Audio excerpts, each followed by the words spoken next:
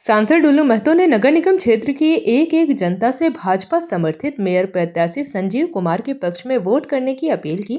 आज press conference में सांसद ने यह भी कहा कि इस मेयर चुनाव में कई ऐसे भी लोग खड़े हैं जो सिर्फ चुनाव में ही दिखाई पड़ते हैं, पर जनता वैसे बरसाती मेढक के झांसे में नहीं आने वाली है। उन्होंने विकास कार्यों का हवाला देते हुए कहा कि अगले 3 साल के कार्यकाल में अधूरे बचे कार्य को पूरा करेंगे, नहीं तो अगला चुनाव वे नहीं लड़ेंगे। धनबाद के सांसद डुल्लू महतो अपने बेबाक बोल के लिए भी जाने जाते हैं। नगर निगम चुनाव में भाजपा समर्थित मेयर पद के प्रत्याशी संजीव कुमार के पक्ष में उन्होंने प्रेस कॉन्फ्रेंस कर जनता से वोट की अपील की। उन्होंने कहा कि मेयर चुनाव में ऐसे भी लोग खड़े हैं जिनका विकास कार्यों से कोई नाता नहीं रहा और आज चुनाव में खड़े हो गए हैं, पर धनबाद की जनता वैसे बरसाती मेढक के झांसे में आने वाली नहीं है। सांसद ने कहा कि भाजपा समर्थित मेयर प्रत्याशी की जीत पक्की है और धनबाद में विकास को और गति मिलने वाली है। उन्होंने अपने 2 साल के कार्यकाल में विकास कार्यों की झड़ी लगाई। उन्होंने कहा कि गोविंदपुर में फ्लाईओवर का कार्य प्रारंभ हो चुका है, निरसा में भी फ्लाईओवर का काम शुरू होने जा रहा है, गया पुल चौड़ीकरण कार्य प्रारंभ है, रेडियो स्टेशन भी जल्द शुरू होगा, कई ट्रेनों का ठहराव और विस्तार के भी कार्य हुए हैं। इस मेयर चुनाव में 29 प्रत्याशी मैदान में हैं। भाजपा समर्थित मेयर प्रत्याशी संजीव कुमार के सामने कई प्रमुख नाम हैं, जिसमें पूर्व मेयर चंद्रशेखर अग्रवाल, पूर्व विधायक संजीव सिंह, पूर्व मेयर इंदु देवी और कांग्रेस समर्थित मेयर प्रत्याशी शमशेर आलम है। भाजपा के प्रत्येक नेता भाजपा समर्थित मेयर प्रत्याशी की जीत को पक्का बता रहे हैं। इसका निर्णय धनबाद की जनता 23 फरवरी को अपने मत करने वाली है। तो जनता से आग्रह करना चाहेंगे कि एक एक वोट भारतीय जनता पार्टी के समर्थित प्रत्याशी भाई संजीव कुमार जी, जिनका क्रमांक संख्या 27 सीरियल नंबर 27 है, मिर्चा छाप है, और हम इसलिए आप सबों के माध्यम से अपने नगर निगम क्षेत्र के देवतुल्य जनता से आग्रह निवेदन इसलिए करने के लिए आए हैं कि धनबाद लोकसभा क्षेत्र के तमाम देवतुल्य जनता ने बीते लोकसभा चुनाव में भरपूर आशीर्वाद दिए और एक सांसद के रूप में अपने भाई, अपने बेटा के रूप में, अपने दोस्त के रूप में धनबाद लोकसभा क्षेत्र के जनता ने हमें चुना, अपने बेटा के रूप में हमें चुना, और मैं लगातार धनबाद को विकास के क्षेत्र में हम कैसे आगे बढ़ाएं।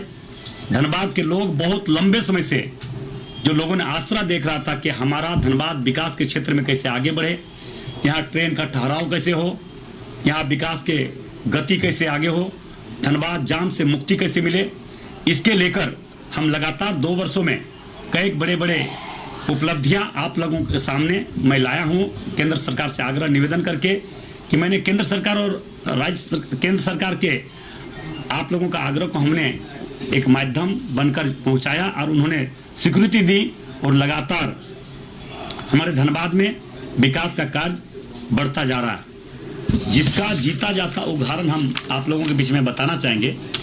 ये बातें जन जन तक पहुंचनी चाहिए, क्योंकि जनता को ये लगना चाहिए कि हम अगर जनप्रतिनिधि चुने हैं या चुनेंगे तो हम कौन ऐसे व्यक्ति को चुने जो सिर्फ और सिर्फ विकास का बात करे।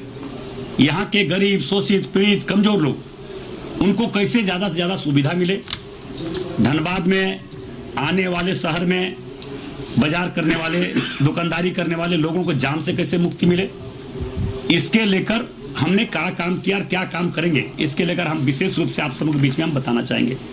नंबर 1, आप सब जानते हैं कि धनबाद दिल्ली से कलकत्ता जाने वाले, कलकत्ता से दिल्ली जाने वाले, और धनबाद के आसपास के जितने ग्रामीण क्षेत्र है, शहरी क्षेत्र है, हमें कलकत्ता जाने में परेशानी होती थी, कलकत्ता से दिल्ली जाने में परेशानी होती थी, क्योंकि गोविंदपुर में 2-2 घंटा, 3-3 घंटा बसें रुकी जाती थी, एम्बुलेंस रुक जाती थी, स्कूल के बसें रुक जाती थी, कई बड़े बड़े एक्सीडेंट हुआ। हमने विशेष रूप से पहला कदम हमने उठाया कि गोविंदपुर में एलिवेटेड फ्लाईओवर कैसे बने, कि ताकि वहाँ के लोग और इस आसपास के नगर निगम क्षेत्र के लोगों को परेशानी से मुक्ति मिल सके।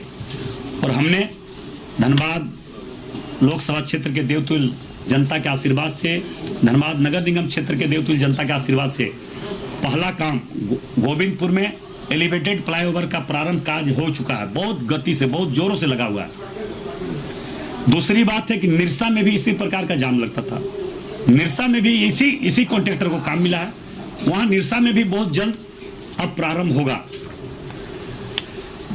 निरसा में भी काम बहुत जल्द प्रारंभ होगा। तीसरी नंबर है कि आप लोगों जानते होंगे और धनबाद नगर निगम क्षेत्र के खास करके देवतुल जनताओं का जो परेशानी होती थी, गया पुल चौड़ीकरण का आसरा बहुत लंबे समय से, आज़ादी के बाद से ही लोग यहाँ पे देख रहे थे। एक ही स्क्रीन पुल था, वहाँ लोग आने जाने में परेशानी होती थी। गया पुल का भी चौड़ीकरण का कार्य प्रारंभ हो चुका है, वो भी बहुत जल्द। हम लोगों ने बहुत दिनों से लगे, जब से हम सांसद बने लगातार लगे, वहाँ पे गया पुल का भी कार्य प्रारंभ है, बहुत जोरों से लगा हुआ है। चौथा, आप जानते हैं कि हमारे कुसुम विहार में रेडियो स्टेशन बहुत लंबे समय से बंद पड़ा हुआ था। रेडियो स्टेशन का भी काम पूर्ण हो चुका है, उसको बहुत जल्द हमारे केंद्रीय मंत्री ने आश्वासन दिए हैं कि हम यहाँ पे आके उद्घाटन करेंगे और इसमें धनबाद के देवतुल जनता, नगर निगम क्षेत्र के खास करके देवतुल जनता उसमें गवाह के रूप में जरूर वहाँ पे उपस्थित होंगे। हम सबों को आमंत्रित करेंगे।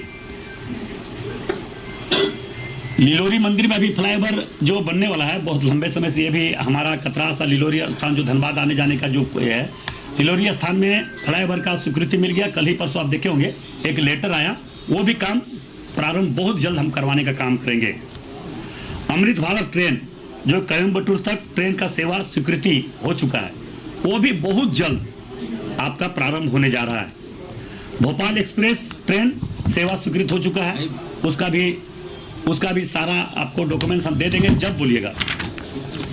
धनबाद से दिल्ली के लिए ट्रेन सेवा प्रारंभ हो गया है।